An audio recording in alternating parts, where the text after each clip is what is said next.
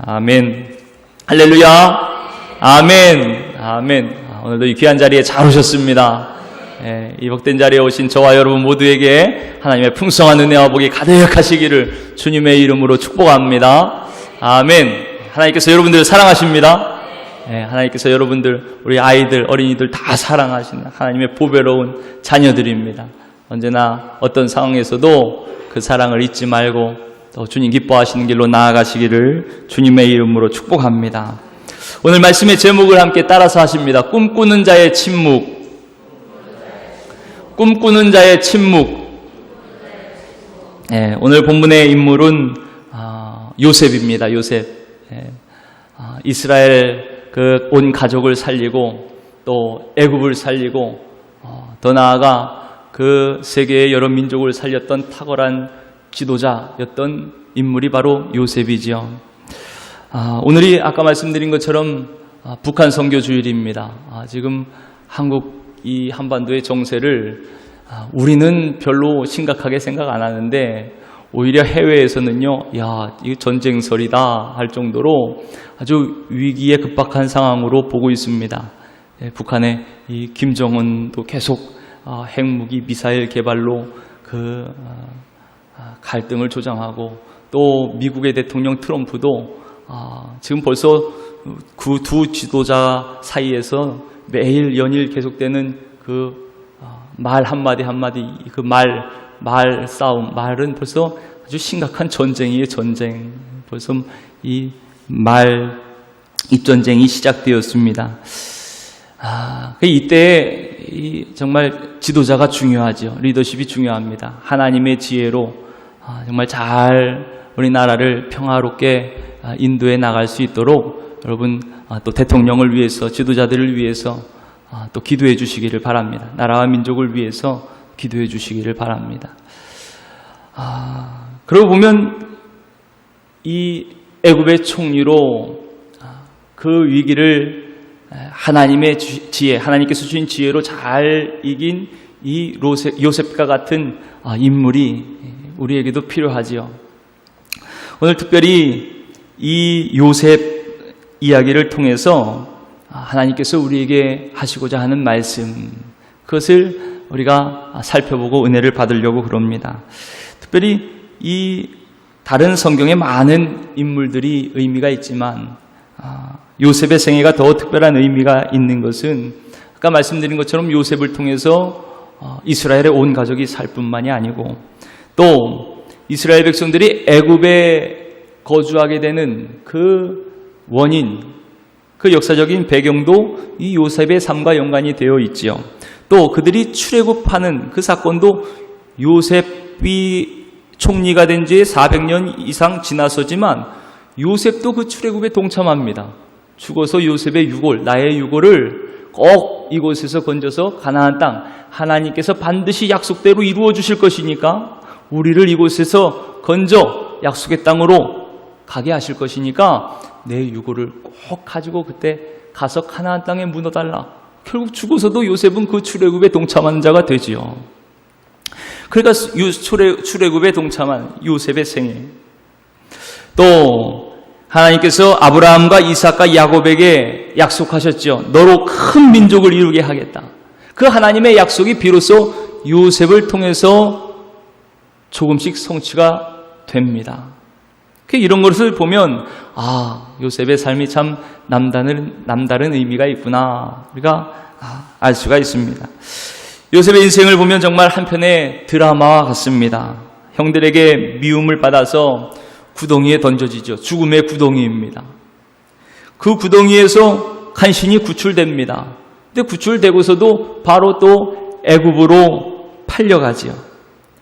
애굽의 장군 보디발의 가정에서 그래도 일꾼으로 잘 적응을 하는가 싶더니요, 보디발 그 아내의 유혹을 받습니다. 그 유혹도 잘 이겨내지요.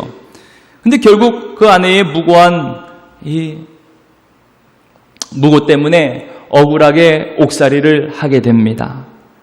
그 감옥에 있던 요셉이 어느 날 바로 왕의 이 꿈을 해몽해가지고요, 일약 애굽의 총리가 되지요. 그리고 마침내 자기를 죽이려 했던 형들, 자기를 은 20에 애굽에 팔아버린 그 형들을 다시 만나게 됩니다. 참 이런 인생, 참 극적인 인생도 찾아보기 쉽지 않을 거예요. 그런데요, 우리가 이 요셉의 생애를 통해서 특별히 주목하는 시기가 있습니다. 오늘 읽은 이 어린 시절입니다. 요셉은 아주 복잡했던 가정 가운데서 태어났어요. 그의 아버지 야곱에게는 부인이 4명이 있었지요. 레아와 그의 몸종인 실바가 있었고, 또 라헬과 그의 몸종 비라가 있었습니다. 그리고 그들 사이에서 태어난 아들들이 많이 있었습니다. 요셉까지, 또 그 동생 베냐민까지 하면 12아들이 있었지요. 그 사이에 형제들, 그 사이에서 시기하고 미워하고 질투하고 그런 갈등이 참 많았습니다. 특별히 형들은요, 하나같이 이 라헬의 아들, 자기의 동생인 이 요셉을 미워했습니다. 4절에 보니까 그를 미워하여 이렇게 기록되어 있어요. 또 5절도 8절에도 그를 더욱 미워하였다, 그렇게 반복적으로 기록하고 있습니다. 그 얼마나 미워했던지요, 4절에 보니까 편안하게 말도 할 수 없는 관계였어요. 그래서 형제였지만 서로 살갑게 말도 못할 정도로 그 관계가 어그러져 있었습니다. 갈등이 있었습니다. 이런 형들의 마음에 차곡차곡 요셉에 대한 미움이 쌓여갑니다. 그러다가 급기야 37장 11절 말씀에 보면 그의 형들이 그를 시기하였다, 그렇게 기록하고 있습니다. 형들이 얼마나 시기하고 미워했으면요, 요셉이 자기에게 오는 것을 보자마자 저를 죽이려는 계획을 꾸몄겠어요. 그런데 여러분, 도대체 왜 요셉의 형들은 그토록 요셉을 미워했을까요? 성경은 그 이유에 대해서 2가지를 보여줍니다. 다 같이 2절 말씀을 함께 읽겠습니다. 2절 말씀 시작.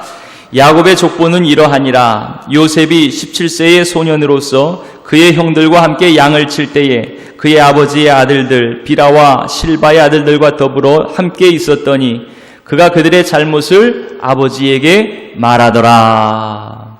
첫 번째 이유는요, 요셉이 형들의 잘못을 아버지께 일러 바치는 거예요. 형제들끼리 그냥 해결할 문제를요, 쪼르르 아버지께 달려가가지고 하나하나 고자질을 하는 겁니다. 그러니 형들의 입장에서 보면 그 고자질하는 요셉이 얼마나 미웠겠어요. 그 아이 셋만 있어도요, 가만히 보면 서로 자기들끼리 싸운 애들이 있고 꼭 그 가운데에서 꼭 엄마 아빠 하면서 쪼르르 달려와서 형이 그랬어 그렇게 고자질하는 사람이 있어요. 뭐 부모는 그냥 그런가 보다 하지만 가만히 보면요, 형제들 사이에서는요 되게 미워하더라고요. 너 왜 엄마한테 가서 얘기하냐고. 그 요셉이 그랬다는 겁니다. 요셉이 그랬다는 거예요. 그냥 좀 봐도 못 본 척하고 들어도 못 들은 척, 그렇게 모른 척 해주면 이렇게까지 미워하진 않았겠죠. 하여튼 요셉이 그랬습니다. 또 형들이 요셉을 미워했던 또 다른 이유가요, 3절에 나와 있습니다. 우리 3절 말씀을 한번 읽어보실까요? 3절 시작. 요셉은 노년에 얻은 아들이므로 이스라엘의 여러 아들들보다 그를 더 사랑함으로 그를 위하여 채색옷을 지었더니. 아멘. 아버지 야곱이요, 요셉을 늦은 나이에 얻었습니다. 그러니까 다른 자녀들보다 더 요셉을 사랑했던 거예요. 근데 더 사랑하는 특별한 이유가 있습니다. 야곱은 라헬을 너무나 사랑했어요. 라헬을 얻기 위해서 14년을 허비했습니다. 14년을 보냈습니다. 종으로 살았어요. 그렇게 얻은 라헬과의 관계에서 태어난 이 요셉이 얼마나 예뻤겠습니까? 그리고 지금 이때는요, 벌써 라헬은 죽었을 때예요. 베냐민을 낳다가 죽었습니다. 그러니까 이 요셉을 보면서 그 얼굴에 라헬의 얼굴이 있지 않았겠습니까? 그러니까 그 요셉을 볼 때마다 먼저 떠난 라헬을 그리워하면서 그 사랑했던 마음이 고스란히 요셉에게 그렇게 나타났던 것이지요. 그렇게 야곱은 요셉을 편애했습니다.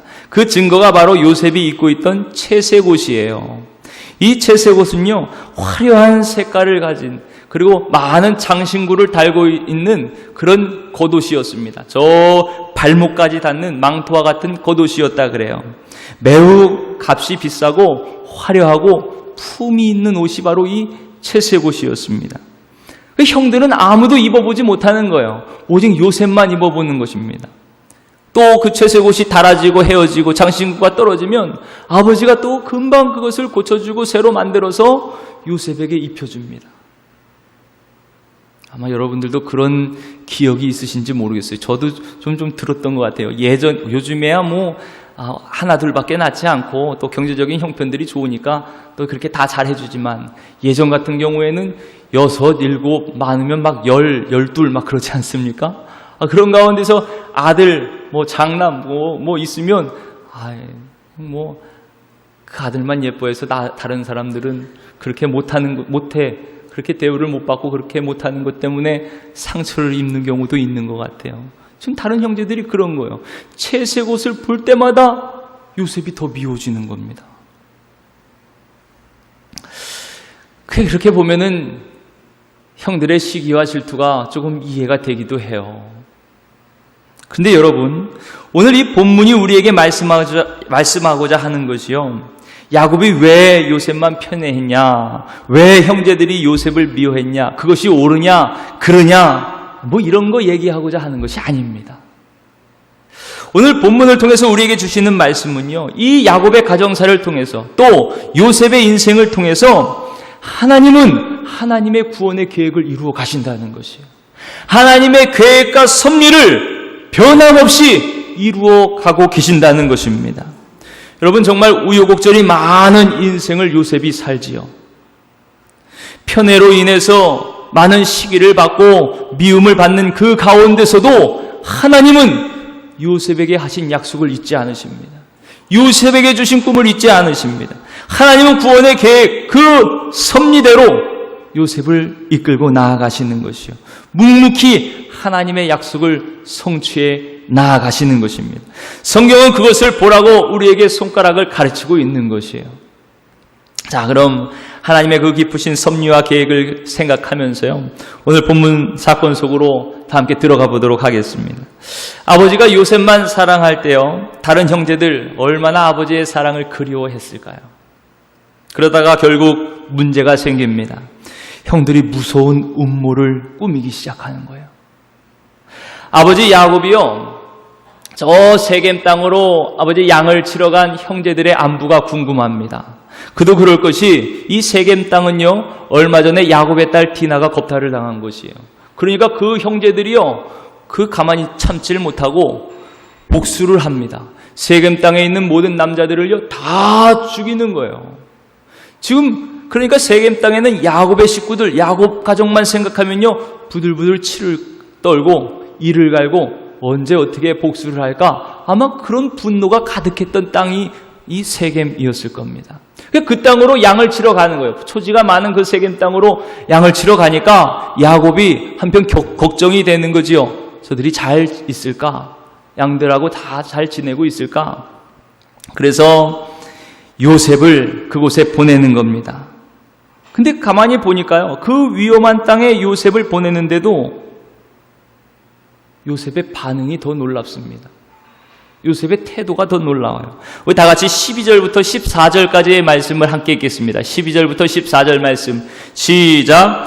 그의 형들이 세겜에 가서 아버지의 양떼를 칠 때에 이스라엘이 요셉에게 이르되 내 형들이 세겜에서 양을 치지 아니하느냐, 너를 그들에게로 보내리라. 요셉이 아버지에게 대답하되 내가 그리하겠나이다. 이스라엘이 그에게 이르되 가서 내 형들과 양떼가 다 잘 있는지를 보고 돌아와 내게 말하라 하고 그를 헤브론 골짜기에서 보내니 그가 세겜으로 가니라. 아멘. 지금 아버지의 심부름을 받고요, 요셉이 가려는 곳, 그 위험한 세겜 땅 아닙니까? 게다가 형들은 지금 자기를 심히 미워합니다. 시기하고 미워해요. 편하게 말도 못할 사이에, 형제들 사이에. 그런데도 지금 아버지의 명령에요, 요셉은 전혀 다른 말을 하지 않습니다. 싫다고 얘기하지 않아요. 거부하지 않습니다. 반항하지도 않습니다. 그저 13절 말씀을 보니까 내가 그리하겠습니다. 그리고 14절에 그가 세겜으로 가니라. 아버지의 말씀이에요. 네, 제가 갈게요. 그리고 가는 겁니다. 여러분, 어떻게 요셉이 저렇게까지 순종할 수가 있나? 한편으로 의아한 마음이 들기도 해요. 여러분, 실제로 이 사건을 계기로요, 요셉이 형들에게 팔려서 애굽으로 가지 않습니까? 그리고 아버지 야곱에게는요, 이 심부름이 자기의 가장 사랑했던 아들 요셉을요, 들짐승에 잡아먹히게 하는 사건이 되는 거예요. 물론 실제는 아니죠. 실제는 팔려간 거지만 그 형제들이 아버지를 이렇게 속이잖아요. 들짐승이, 이거 보십시오. 이 옷, 요셉의 옷이 아닙니까? 그러니까 다 들짐승에 잡아먹혀 죽은 줄로 안단 말이죠. 나중에 애굽의 총리가 되었다는 소식을 듣기 전까지는요, 결국 아버지가 보낸 이 심부름, 이 사건으로 인해서 요셉은 들짐승에 죽어버리고 만 것이에요. 그렇게 알고 있는 것입니다. 그런데 이 어마어마한 사건을 앞둔 이 요셉의 모습은요, 너무나 태연합니다. 너무나 덤덤해요.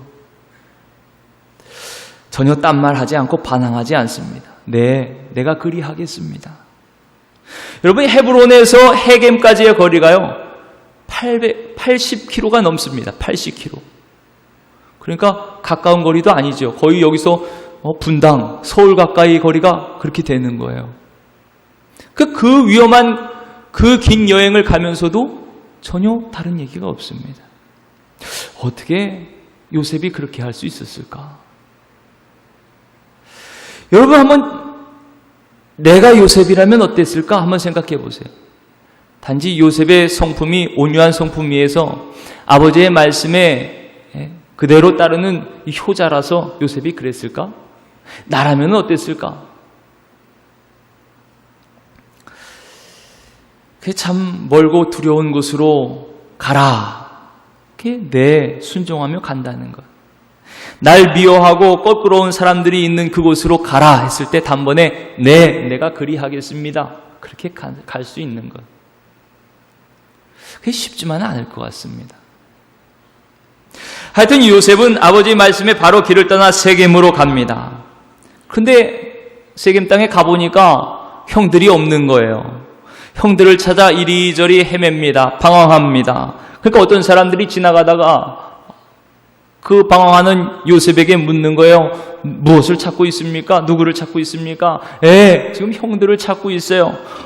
그 형들은요, 아까 얘기를 들어보니까 여기가 떠나가지고 저 도단 쪽으로 간다 그런 것 같아요. 아마 도단으로 갔을 거예요. 그렇게 일러주는 겁니다. 도단은요, 또 세겜에서 북서쪽으로 한 25km, 30km 가까이 또 가야 되는 곳입니다. 그러니까 그 거리가 얼마나 멀어요. 아마 이쯤 되면 그냥 돌아갈까, 이런 생각을 하는 게 오히려 자연스러울지 모르겠어요. 지금 형제들은 위험한 세겜 땅에서 벗어나지 않았습니까? 그러니까 오히려 더 안전한 도단으로 간 거예요. 지금 세겜을 벗어났으니까 아버지한테 가가지고 세겜 땅을 벗어났어요. 사람이 그러는데 형들 잘 있다 그래요. 그렇게 전해줘도 요셉은 요셉의 역할을 한 것입니다.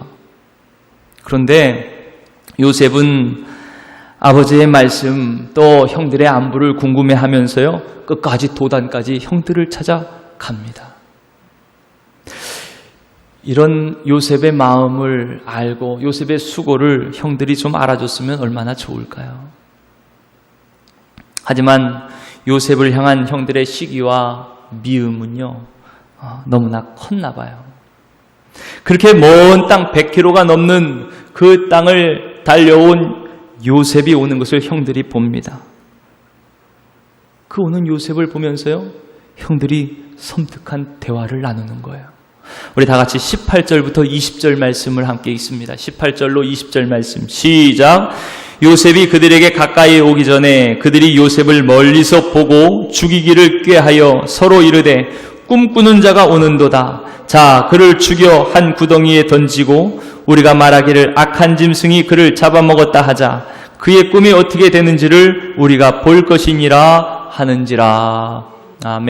자신의 안부를 묻기 위해서 일부러 이 먼 곳까지 찾아온 동생을 두고 하는 형들의 대화입니다. 참 너무하지요. 형들이 요셉을 이렇게까지 미워한 것은요, 비단 이 요셉의 고자질, 또 아버지의 편애, 그것만은 아닌 것 같아요. 오늘 말씀을 보니까 정말 그들을 불편하게 했던 것은요, 요셉이 늘 얘기했던 꿈이었습니다. 꿈. 요셉이 꾸었던 꿈이었어요. 오늘 읽지 않았지만 7절 말씀에 보면 요셉이 자기가 꾼 꿈을 형들에게 이렇게 얘기합니다. 우리가 밭에서 곡식단을 묶고 있었는데요, 내 단은 일어서고 당신들의 단은 나를 둘러서 나에게 절하더이다. 또 9절 말씀에도 이렇게 이야기를 합니다. 내가 또 꿈을 꾸니까요, 해와 달과 11별이 내게 절을 했습니다. 그러자 형들이 불쾌한 기색을 드러내지요. 내가 참으로 우리 왕이 되겠느냐? 참으로 우리를 다스리게 되겠느냐? 그러면서 요셉을 더욱 미워합니다. 형들은 요셉이 꾼 꿈을 들을 때마다 불쾌했습니다. 그리고 요셉을 더 미워했습니다. 그러나 아버지는요, 그 꿈이 예사롭지 않다는 것을 알았어요. 여러분, 근데 우리가 한번 생각해 보세요. 왜 하나님은 그토록 요셉에게 이 꿈을 반복해서 꾸게 하셨을까요?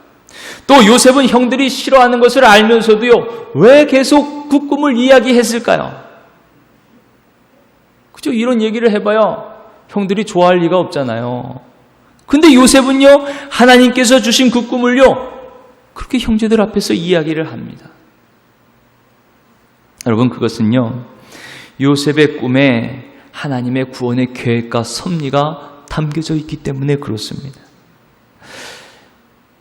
여기에 하나님께서 약속하신 그 언약, 그 약속을 반드시 성취하겠다는 하나님의 마음이 드러나 있기 때문에 그래요. 이 반복되는 꿈은 너를 통해서 그 약속을 반드시 이루시겠다는 하나님의 말씀입니다. 하나님은 그렇게 요셉을 통해서 야곱을 비롯한 모든 형제들에게 당신의 언약을 반드시 이루겠다는 것을 그렇게 알리기를 원하셨어요. 전하기를 원하셨습니다. 성도 여러분, 요셉은 이것을 믿었습니다. 하나님께서 주신 꿈을 통해서 하나님의 구원의 계획이 성취될 것이라는 것을 요셉은 믿었습니다. 하나님의 언약이 반드시 성취될 거라는 것을 요셉은 꿈을 통해 믿었습니다.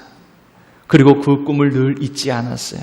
그 꿈을 바라고 끝까지 하나님의 섭리와 약속을 믿었던 것입니다. 그래서 요셉은 아무 말 없이 세겜까지 갔던 거예요. 또 도단까지 형들을 찾아 나갈 수 있었던 것입니다. 심지어 그는 형들이 자신을 잡아 죽여서 구덩이에 던지자, 그리고 악한 짐승이 잡아먹었다고 하자, 그렇게 모의할 때도요, 아무 소리 하지 않았습니다. 항의하지 않았습니다. 그래서 그의 꿈이 어떻게 되는지 한번 우리가 보자, 비웃으며 이야기를 할 때도 요셉은 아무 말도 하지 않았습니다. 또 거칠게 요셉을 잡은 손을 가지고 그 채색 옷을 벗길 때도, 또 매정하게 요셉을 구덩이에 던져 넣을 때도, 또 구덩이에서 건져서 미디안 상인들에게 은 20에 팔아 넘길 때도 요셉은 아무 소리도 하지 않았습니다. 반항하지 않았습니다. 거부하지 않았습니다. 여러분, 어떻게 요셉이 이럴 수가 있었습니까? 그 위기 속에서, 그 모욕과 위험 속에서 요셉이 어떻게 이렇게 견딜 수가 있었습니까? 우리 같으면 아마 난리가 났을 겁니다. 조금만 억울한 일을 당해도 가만히 참지 못하고 그냥 큰 소리를 하고 옳은 소리를 하고 그래야 직성이 풀리지 않습니까? 우리는 이 형들의 매정함과 요셉의 침묵을 보면서요, 이사야 53장의 말씀이 생각납니다. 그가 곤욕을 당하여 괴로울 때에도 그의 입을 열지 아니하였으며 마치 도수장으로 끌려가는 어린 양과 털 깎는 자 앞에서 잠잠한 양같이 그의 입을 열지 아니하였도다. 아멘. 물론 이 말씀은 대속의 제물로 십자가의 길을 가시는 예수님을 가리켜 하신 말씀이지요.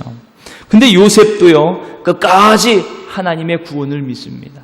하나님의 계획과 섭리를 믿습니다. 하나님의 약속이 성취될 것을 믿습니다. 그리고 잠잠히 자신을 다 내어 맡기는 그 모습이요, 예수님을 닮았어요. 하나님께서 주신 꿈을 붙잡고 흔들리지 않는 믿음으로 주님께 맡길 때 어떤 상황 속에서도 그 상황을 용납하고 품을 수 있는 능력이 우리들에게도 임하게 될 줄 믿으시기를 바랍니다. 여러분 어떻습니까? 하나님께서 주신 꿈을 가슴에 품어하는 이 17세 소년 요셉의 침묵이 얼마나 웅장해요. 또 인간의 매정함과 잔인함도 그대로 용인하시고 당신의 약속을 묵묵히 이 역사 속에서 이루어 가시는 하나님의 침묵은 얼마나 또 웅장합니까? 사실 우리가 이 요셉의 이야기를 볼 때마다요, 한편으로 불편한 마음이 있습니다. 왜 이렇게 요셉의 인생이 꼬일까? 물론 우리는 결론을 알지요. 요셉이 애굽의 총리가 되는 것을 압니다. 하지만 그 총리가 되기까지요, 요셉은 왜 이렇게 어려운 일, 힘든 일을 겪을까? 어느 목사님이 이렇게 기도를 해드렸다 그래요. 성도님께 요셉과 같은 복을 허락해 주십시오. 그러니까 그 성도님이 자녀들을 요셉에게 주신 복을 달라고 그렇게 기도하니까 그 부모님이 목사님, 요셉의 인생은 너무 힘들어요. 억울하게 감옥도 가야 돼요. 팔려가야 돼요. 그 마지막 총리가 되는 건 좋지만 총리가 되기까지 그 과정은요, 정말 쉽게 우리가 받아들일 수 없는 그 인생의 우여곡절을 겪는단 말이죠. 누가 그것을 쉽게 감당할 수가 있겠어요? 하나님은 왜 그렇게 요셉의 인생을 꼬이게 만드셨을까? 왜 하나님은 불의한 자들, 불의한 일들 앞에 침묵하실까? 동생을 죽이려고 하는 그 형들, 팔아먹으려고 하는 그 형들의 음모 앞에 왜 하나님은 가만히 계셨을까? 보디발의 아내의 유혹을 끝까지 참고 견딘 그 요셉을 하나님께서 인정해 주시고 바로 잘되게 해주신 게 아니고 오히려 억울한 누명을 쓰고 감옥에까지 가게 하셨을까? 참 우리가 다 이해할 수 없는 일들이 많습니다. 여러분의 인생을 한번 보세요. 왜 나는 이렇게 병들어 태어났습니까? 아프게 태어났습니까? 왜 지금 병들어 있습니까? 왜 우리 가정은 이런 어려움이 찾아왔습니까? 우리 자녀들에게는 왜 이렇게 힘든 일들이 계속됩니까? 우리 가정은 왜 이렇습니까? 왜 이렇게 경제적으로 어렵습니까? 마치 요셉과 같은 인생을 우리가 살고 있지 않습니까? 문득문득 하나님, 이제 그만해 주세요. 그만. 왜 이렇게 힘든 겁니까? 어려운 겁니까? 우리도 그렇게 생각할 수 있습니다. 불편해할 수 있어요. 주위를 가만히 돌아보면 착한 사람들은 어려움을 당하는 것 같고 오히려 불의한 사람들이 득세를 하는 것 같습니다. 참 납득할 수 없는 일들이 많이 일어나요. 그럴 때마다 하나님 왜 가만히 계시는 겁니까? 하나님 왜 침묵하고 계시는 거예요? 하나님 좀 도와주세요. 좋으신 하나님, 구원하신 하나님, 이젠 하나님 좀 응답해 주세요. 역사해 주세요. 이런 생각할 때가 많이 있지 않습니까? 그렇지만 여러분, 요셉은요, 형들이 자기를 죽이는 그 위기 가운데서도 살려달라고 애걸하지 않는 거예요. 왜 나를 죽여요? 항변하지 않습니다. 저항하지도 않아요. 어떻게 그럴 수가 있습니까? 요셉은 하나님을 끝까지 믿었기 때문에 그렇습니다. 억울한 누명을 쓰고 감옥에 가면서도요, 내가 주인님의 아내를 탐하지 않았습니다. 울부짖으며 호소하지 않습니다. 왜 그렇습니까? 마침내 이루실 하나님의 약속을 믿었기 때문에 그랬습니다. 하나님께서 꾸게 하신 그 꿈, 하나님께서 반드시 이루겠다 약속하시며 또 꾸게 하신 그 꿈을 야곱은 한순간도 잃어버리지 않았기 때문에 그렇습니다. 여러분, 아무리 실현이 불가능한 것처럼 우리의 현실이 그렇게 진행될 수 있어요. 우리의 상황이 그렇게 갈 수 있어요. 그렇지만 여러분, 하나님의 약속을 끝까지 붙잡고 믿으시기를 바랍니다. 하나님의 계획, 그 구원의 섭리, 그것을 끝까지 믿으시기를 바랍니다. 이것이 요셉이 침묵할 수 있었던 이유였고 요셉의 능력이었어요. 하나님께서 자신에게 주신 그 꿈을 끝까지 믿었던 요셉이었기 때문에 그 위기의 상황에서도 침묵할 수가 있었습니다. 여러분, 지금도 하나님의 꿈을 꾸는 자, 하나님의 말씀을 붙잡고 꿈꾸는 자, 그는 어떤 상황에서도 하나님의 일하심을 믿게 되는 줄 믿습니다. 저와 여러분들이 그런 믿음의 용사들이 되시기를 축복합니다. 이런 요셉의 믿음이요, 마침내 이렇게 고백이 됩니다. 이제 감옥에서 바로의 꿈을 해석해서 총리가 됐죠. 총리가 된 뒤에 곡식을 하러 형제들이 이 요셉 앞에 나와서 머리를 숙입니다. 하나님 꿈대로 이루어지는 것이에요. 그리고 그 엎드려 절한 총리가 자기의 동생 요셉, 자기들이 팔아버린 요셉인 것을 알고요, 형제들이 두려움에 빠집니다. 그런 형제들에게 요셉이 이렇게 고백을 하는 거예요. 창세기 45장 5절 말씀에 당신들이 나를 이곳에 팔았다고 해서 근심하지 마소서, 한탄하지 마소서. 하나님이 생명을 구원하시려고 나를 당신들보다 먼저 보내셨나이다. 아멘. 사랑하는 성도 여러분, 이 모든 일을 계획하신 분이 누구십니까? 바로 하나님이십니다. 하나님께서 함께 하셨어요. 하나님께서 요셉을 인도하셨습니다. 요셉이 애굽에 팔린 것도 하나님께서 생명을 구원하시려고 먼저 그를 애굽에 보내신 것입니다. 하나님의 뜻과 섭리가 그 안에 있었어요. 하나님은 요셉에게 주신 그 꿈을 이루시기 위해서, 또 요셉의 조상들 아브라함과 이삭과 야곱에게 하신 그 약속을 이루시기 위해서 하나님은 한순간도 요셉을 떠나지 않으시고 요셉을 인도해 주신 것입니다. 그리고 신실하게 그 약속을 이루어 가고 계셨던 것이에요. 요셉은 미처 그것을 다 알지 못했을 수도 있습니다.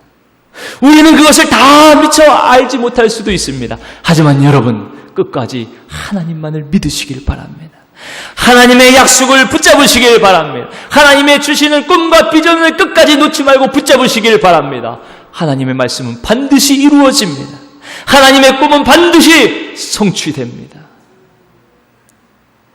여러분, 하나님의 계획과 섭리는요, 요셉의 때나 지금 저와 여러분의 때나 마찬가지인 것이에요. 지금도 하나님은 우리에게 말씀을 주십니다. 그 말씀을 따라 꿈꾸게 하십니다. 또 그 꿈을 반드시 이루어 가십니다. 그러니 요셉이 그 엄청난 사건들 앞에서 침묵했던 것처럼 하나님의 꿈을 꾸는 저와 여러분도 우리의 인생의 어떤 상황인, 그 어떤 어려움이 닥친다 그래도 담대히 인내하며 믿음 안에 침묵하며 하나님의 신실하심을 의지하시기를 주님의 이름으로 축복합니다. 왜 그렇습니까? 하나님의 구원의 계획은 반드시 이루어지기 때문에 그렇습니다. 하나님의 약속과 꿈은 반드시 이루어질 것을 우리가 믿기 때문에 그렇습니다. 신실하신 하나님, 반드시 이루시는 하나님, 이 믿음이 세상을 이기는 능력이 되는 것입니다. 이 믿음이 구원이 되는 줄 믿으시기를 바랍니다. 그래서 사도 바울은 이렇게 말씀합니다. 로마서 10장 9절 말씀에 내가 만일 내 입으로 예수를 주로 시인하며 또 하나님께서 그를 죽은 자 가운데서 살리신 것을 내 마음에 믿으면 구원을 받으리라. 예수님이 여러분과 함께 하십니다. 예수님이 여러분들의 구주가 되십니다. 주인이 되십니다. 여러분들의 인생을 지키고 인도하시는 주인이 되십니다. 그 예수님을 매 순간 인정하고 고백하시기를 바랍니다. 내 마음에 그 주님을 믿으면 반드시 구원을 얻으리라. 믿는 자는 구원을 얻습니다. 믿는 자는 하나님의 약속의 주인공이 됩니다. 믿는 자는 하나님께서 이루시는 그 구원의 역사를 보게 됩니다. 그 은혜의 주인공, 축복의 주인공이 저와 여러분 되시기를 축복합니다. 여러분, 세상에는 두 종류의 사람이 있습니다. 먼저는 하나님을 믿고 하나님의 말씀에 자신의 꿈을 두고 끝까지 묵묵히 그 길을 걸어가는 사람입니다. 이와는 반대로 얕은 가슴으로 하나님의 꿈, 하나님의 약속을 받아들이지 못하고 세상의 풍랑을 따라 이리저리 흔들리고 소란하고 시끄러운 소리를 내는 사람입니다. 여러분, 한번 자신을 잘 보십시오. 여러분들은 어디에 속하고 싶으십니까? 어디에 속하여 살아가고 계십니까? 세상의 풍파 속에서 이리저리 흔들리는 배 안에서 심히 두려워 떨고 있는 제자들을 생각해 보세요. 그런 믿음이 작은 제자들이 아니고 담대히 예수님의 이름으로 풍랑을 꾸짖어 잠잠케 하며 믿음으로 승리하며 나아가는 저와 여러분들이 되시기를 바랍니다. 사랑하는 성도 여러분, 하나님은 지금도 여러분들을 통해서 이루실 놀라운 계획을 가지고 계십니다. 여러분들의 가정과 여러분들의 자녀를 통해서 이루실 놀라운 계획을 가지고 계십니다. 우리가 그 모든 것을 미처 알지 못한다 할지라도 지금도 하나님은 그 계획대로 신실하게 이루어 나가시는 줄 믿으시기를 바랍니다. 여러분, 이 믿음을 가지고 우리 모두 꿈꾸는 자가 되어서 끝까지 주님을 의지하고 따르며 주님의 약속이 성취되는 통로가 되시기를 주님의 이름으로 축원합니다.